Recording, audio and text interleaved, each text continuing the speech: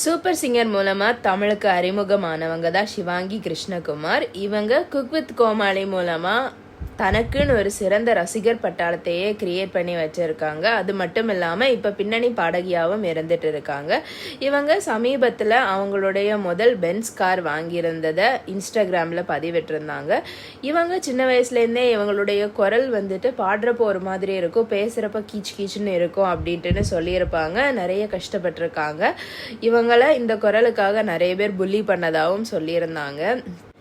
என்னதான் இவங்க சூப்பர் சிங்கரில் அறிமுகம் ஆயிருந்தாலும் குக் வித் கோமாளி அப்படிங்கிற நிகழ்ச்சி தான் இவங்களை அடுத்த லெவலுக்கு கூட்டிகிட்டு போச்சு. அதுக்கப்புறமா பின்னணி பாடகி, அதுக்கப்புறம் இவங்களுக்குன்னு தனியாக ஒரு யூடியூப் சேனல் நடத்திட்டு இருக்காங்க. அதில் இவங்களுடைய ட்ராவல் விளாக்ஸ் எல்லாமே அப்லோட் பண்ணுவாங்க. இப்படி மல்டிபிள் சோர்ஸ் ஆஃப் இன்கம் வச்சிருக்கிற சிவாங்கி கிருஷ்ணகுமார் இப்போ வந்துட்டு அவங்களோட முதல் பென்ஸ் கார் வாங்கியிருக்காங்க. இதோட மதிப்பு மட்டும் 1.5 கோடி அப்படின்ட்டு சொல்லப்படுது. அதை இவங்க குடும்பத்தோட சந்தோஷமாக போய் வாங்கின ஒரு வீடியோவை இன்ஸ்டாகிராமில் பதிவிட்டிருக்காங்க. இதை பற்றி உங்கள் கருத்து என்ன அப்படிங்கிறத கமெண்ட் செக்ஷனில் சொல்லுங்கள். நன்றி.